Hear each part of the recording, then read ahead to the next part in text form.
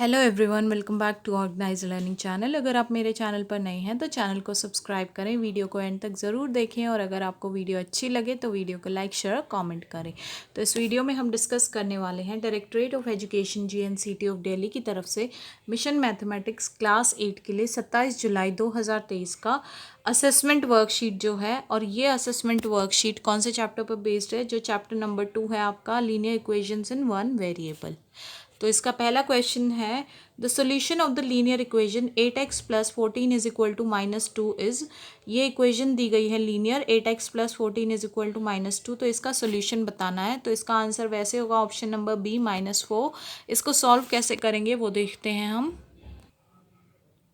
तो देखो इसका आंसर होगा, ये इक्वेशन है 4x plus 14 is equal to -2। तो x वाली टर्म्स को एक साइड रखेंगे, विदाउट x को दूसरी साइड ले आएंगे। तो प्लस 14 को इस तरफ लाएंगे तो -14 हो जाएगा।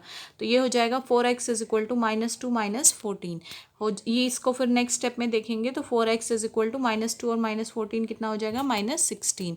तो x कितना हो जाएगा? -16 और 4 को इधर डिवाइड में लाएंगे तो डिवाइडेड बाय 4। तो ये आंसर आएगा x is equal to -4। Next question देखते हैं।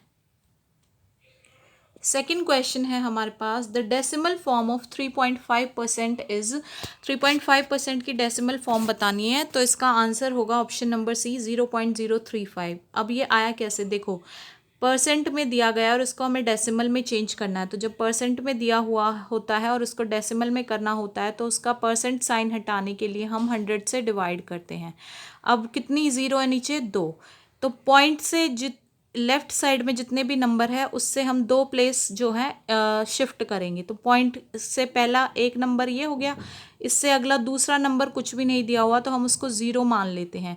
तो इसलिए 0 के बाद अब हमारा डेसिमल जो है शिफ्ट हो जाएगा। तो ये नंबर बन जाएगा 0.035। यहाँ था ना डेसिमल, तो 2 प्लेस 1 2, यहाँ ये शिफ्ट होके इधर आ गया है। तो इसलिए इसका आंसर हो जाएगा सी ऑप्शन 0.035। नेक्स्ट क्वेश्चन है, right the following integers in descending order.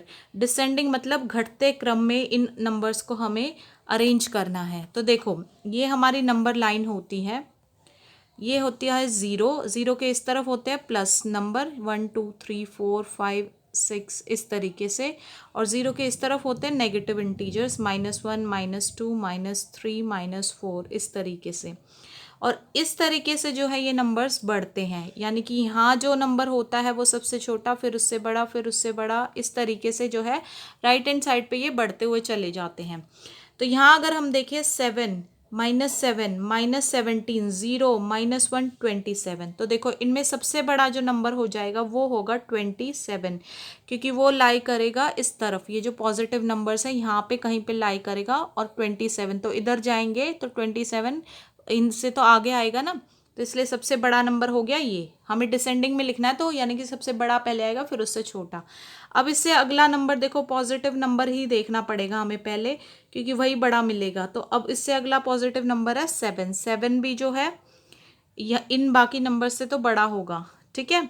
उससे अगला नंबर है, अब कोई पॉजिटिव नंबर नहीं बचा, नेगेटिव है या फिर 0 है। तो देखो 0 पहले आता है नेगेटिव नंबर से, तो इसलिए 7 से छोटा जो है वो क्या हो जाएगा? 0। अब हम बात करते हैं नेगेटिव नंबर्स की। नेगेटिव नंबर्स अब हमारे पास 3 बच गए, -7 -17 और -1। आप लोग सोच रहे होंगे कि -1 छोटा होगा, लेकिन नहीं। देखो जब हम इस तरफ आ रहे हैं तो ये -1 -2 -3 -4, तो यहाँ से जब हम ऐसे चलते हैं तो तब यहाँ पे ये नंबर्स बढ़ते हैं। तो यानी कि माइनस वाला जो नंबर जितना बड़ा होगा वो उतना ही छोटा काउंट होता है। यानी कि यहाँ पे जो काउंटिंग जितनी बड़ी होगी वो माइनस में उतना ही छोटा नंबर होता है। तो यानी कि -1 जो है कहीं ना कहीं -4 से बड़ा होगा, ठीक है। तो इसलिए यहाँ पे 0 से छोटा जो बात करें फिर वो आ जाएगा -1। उसके बाद यहाँ पे -1 से भी छोटा आ जाएगा -7, और फिर सबसे लास्ट में आ जाएगा -17। तो इस तरीके से इसका ऑर्डर हो जाएगा। इसको हम ऐसे लिख लेंगे दोबारा, 27 सबसे बड़ा, फिर 7, फिर 0, फिर -1, फिर -7 और फिर -17। तो ये हो जाएगा इसका डिसेंडिंग ऑर्डर, ठीक है। अब देखते हैं fourth question, check whether t is equal to 1 is the solution of the following equation. हमें चेक करना है कि t इज इक्वल टू 1 क्या ये जो दी गई इक्वेशन है इसका सोल्यूशन है या नहीं है। और इक्वेशन क्या है, 5t minus 3 is equal to 3t minus 5। तो अब देखते हैं इसका सोल्यूशन। तो देखो इसके लिए क्या, देखो इक्वेशन क्या दी गई है हमें, 5t minus 3 is equal to 3t minus 5। तो अब पहले हम LHS लेते हैं, 5t माइनस 3 है वो, उसमें अब हम t जो हमें बोला गया है 1 उसको पुट करके देखते हैं। तो हमें क्या मिल जाएगी LHS, 5 इंटू 1 माइनस 3 क्या हो जाएगा वो 5 माइनस 3 यानी कि 2। ऐसे ही अब हमने RHS ली, वो क्या है 3t माइनस 5। अब इसमें भी हम t is equal to 1 put करेंगे तो RHS हमारे पास क्या बन जाएगी 3 इंटू 1 माइनस 5 यानी कि 3 माइनस 5 वो कितना हो जाएगा -2। अब यहाँ से हमें पता चल रहा है LHS है 2, RHS है -2, तो ये दोनों इक्वल नहीं है। तो अगर ये दोनों इक्वल नहीं है तो t इज इक्वल टू 1 जो है वो सोल्यूशन नहीं होगा गिवन इक्वेशन का। तो इसको हम लिख लेंगे, so t is equal to 1 is not the solution of the given equation. ठीक है, नेक्स्ट क्वेश्चन देखते हैं। अब नेक्स्ट क्वेश्चन दिया गया है हमें सब्ट्रैक्ट करना है हमें किसको, 20.836 को फ्रॉम 63.75। 20.836 को हमें 63.75 में से सब्ट्रैक्ट करना है। तो इसका सोल्यूशन देखते हैं। तो देखो कैसे सब्ट्रैक्ट करेंगे इसको, जिसमें से सब्ट्रैक्ट करना है यानी कि 63.75 उसको लिखा, माइनस किसको करना है 20.836। तो देखो पहले यहाँ पे कुछ नहीं दिया हुआ था तो अब ये खाली जगह थी तो इसलिए इसके ऊपर हमने क्या लिखा 0। अब 0 में से 6 जा नहीं सकता तो हमें यहाँ से एक बोरो करना पड़ेगा, वो कितना आ जाएगा 10 बना देगा इसको। और यहाँ से अगर एक बोरो किया तो यहाँ एक घट के 4 रह गया, तो 10 में से 6 गए तो कितना बचा 4। यहाँ पे कितना बच गया था 4, 4 में से 3 गया तो 1। अब ये है 7 और ये है 8, 7 में से 8 जा नहीं सकता तो फिर से हमें यहाँ से बोरो करना पड़ेगा। यहाँ से एक बोरो कर लिया तो ये तो बन गया 17 और ये बच गया 2। तो 17 में से 8 गया कितना बचा 9, और 2 में से 0 गई तो 2, और 6 में से 2 गया तो 4।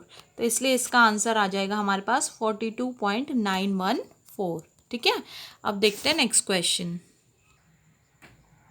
नेक्स्ट क्वेश्चन आता है हमारे पास 6 question, find the solution of the following linear equation. ये लीनियर इक्वेशन दी गई है, इसका हमें सोल्यूशन फाइंड आउट करना है। इसका मतलब हमें y की वैल्यू फाइंड आउट करनी है इस इक्वेशन से। क्या इक्वेशन दी गई है, 8y plus 4 is equal to 3 into Y minus 1 plus 7। तो इसका सोल्यूशन देख लेते हैं।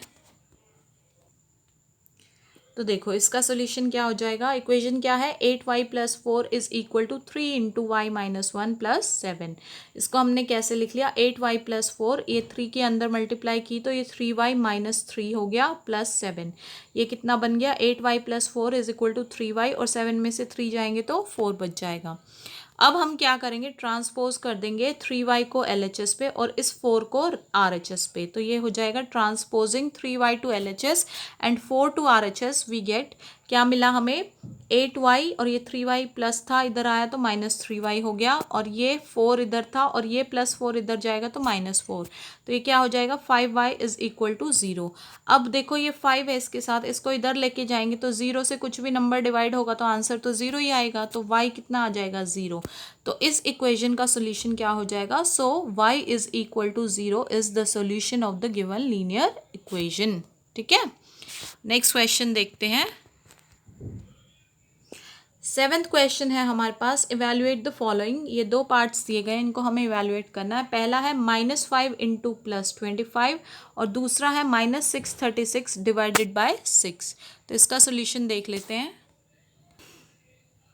तो देखो इसका सॉल्यूशन क्या होगा, फर्स्ट पार्ट क्या है -5 इंटू प्लस 25। तो देखो पहले 25 और 5 की मल्टीप्लाई करते हैं, उसका आंसर आएगा 125। अब हम साइन देखते हैं, माइनस प्लस की मल्टीप्लाई जब भी होती है तो आंसर हमेशा माइनस में आता है, तो इसलिए इसका आंसर हो जाएगा -125। सेकेंड पार्ट में दिया गया है -636 डिवाइडेड बाय 6। पहले सिंपली हम इन नंबर्स को डिवाइड कर लेते हैं, 636 को 6 से डिवाइड करते हैं। ये कितना बनेगा 6 1 6, ये 0 बच गया यहाँ पे। अब ये 3 हमने लिया, 3 6 की टेबल में नहीं जाएगा तो उसके लिए हम 0 ऊपर लगाएंगे और 6 इसके नाम का यहाँ पर आ जाएगा। अब 6 6 36 होता है, ठीक है, तो ये 106 आ गया आंसर। तो ये आंसर तो आ गया 106। अब हम इसका साइन देख लेते हैं। देखो एक जो न्यूमरेटर वाला नंबर है वो नेगेटिव है और डिनोमिनेटर पॉजिटिव है, तो जब ऐसे डिवाइड होता है तो माइनस प्लस की डिवीजन का आंसर माइनस में होता है, तो इसलिए आंसर हो जाएगा -106। अब देखते हैं नेक्स्ट क्वेश्चन। 8th क्वेश्चन है हमारे पास, for what value of y LHS and RHS of the following equation will be equal. y की कितनी वैल्यू के लिए LHS और RHS जो है इस इक्वेशन के वो इक्वल होंगे। तो ये हमें यहाँ पे y की वैल्यू फाइंड आउट करनी है और इक्वेशन क्या दी गई है हमें, 6y + 1 divided by 3 + 1 is equal to y - 3 divided by 6। तो इसका सोल्यूशन देखते हैं। तो देखो क्या इक्वेशन हमें दी गई है, 6y + 1 divided by 3 + 1 is equal to y - 3 divided by 6। तो सिंपली यहाँ पे भी हम ट्रांसपोज करेंगे y वाले टर्म्स को एक साइड और विदाउट y वाले टर्म्स को दूसरी साइड। तो यहाँ पे हमने ट्रांसपोज कर दिया y - 3 डिवाइडेड बाई 6 को LHS पे और 1 को RHS पे। तो हमें क्या मिली इक्वेशन, 6y + 1/3 और जब ये वाला पूरा इधर आएगा तो ये प्लस में है तो ये यहाँ आएगा तो माइनस ब्रैकेट में y - 3 डिवाइडेड बाई 6 और ये +1 जब RHS पे जाएगा तो -1 हो जाएगा। अब हम इन दोनों टर्म्स में से एलसीएम ले लेते हैं। तो 3 और 6 का एलसीएम 6 आएगा। यहाँ डिनोमिनेटर में 3 है तो इसको 6 बनाने के लिए 2 से मल्टीप्लाई किया, डिनोमिनेटर में भी और न्यूमरेटर में भी। तो यहाँ पे 2 से मल्टीप्लाई किया तो कितना बन गया, 2 6 12y + 2 × 1 2। यहाँ पे ये 6 था तो ये 6 1 से ही मल्टीप्लाई होगा न्यूमरेटर में भी, तो ये कितना हो जाएगा -y और माइनस माइनस क्या हो जाएगा +3 इज इक्वल टू -1। अब यहाँ पे डिनोमिनेटर में 6 है, 12y में से y गया तो 11y और 2 और 3 कितना हो गया 5 इज इक्वल टू -1। तो ये कितना हो गया 11y + 5 इज इक्वल टू, ये इधर जाएगा तो -6। 11y y वाली टर्म्स सेम साइड पे रहेंगी, विदाउट y को इधर लेकर आएंगे तो 11y इधर ही रहा और ये -6 + 5 था तो इधर आएगा तो -5। कितना बन गया ये 11y इज इक्वल टू 6 और 5 -11, -6 और -5 -11। तो ये y अगर हमें फाइंड आउट करना तो इस 11 को हम यहाँ डिनोमिनेटर में लेकर आए तो -11/11 कितना हो गया ये, जब इसको कैंसिल आउट किया 1 और कौन सा 1 -1। ठीक है, तो अगर हम बात करें LHS और RHS कब इक्वल होगा, जब y की value, so for y is equal to -1 LHS will be equal to RHS। ठीक है, अब देखते हैं नेक्स्ट क्वेश्चन। 9th क्वेश्चन दिया गया है हमें, solve the following equation and check your result. हमें ये इक्वेशन सॉल्व करनी है और इसका रिजल्ट चेक करना है। इक्वेशन क्या है हमारे पास, 5x + 7/2 is equal to -3/2x - 14। तो इसका सोल्यूशन देखते हैं। तो देखो क्या इक्वेशन दी गई है हमें, 5x + 7/2 is equal to 3/2x - 14।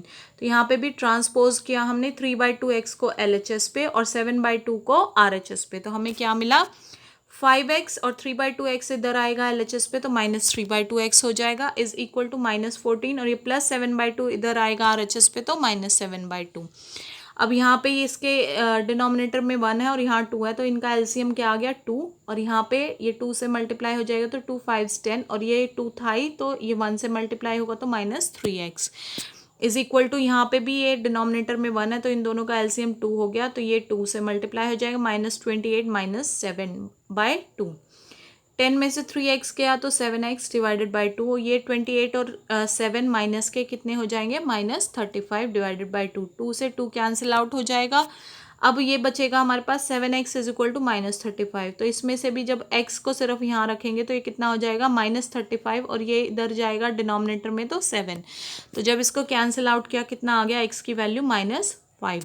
अब हमें अपने रिजल्ट को चेक करना है। चेक करने का मतलब क्या है, जो हमारी इक्वेशन दी गई है उसके LHS में और उसके RHS में जो x की वैल्यू आई है उनको पुट करके देखेंगे। अगर LHS और RHS इक्वल है तो हमारा रिजल्ट, ये वैल्यू जो है ये सही है, ये सोल्यूशन सही है।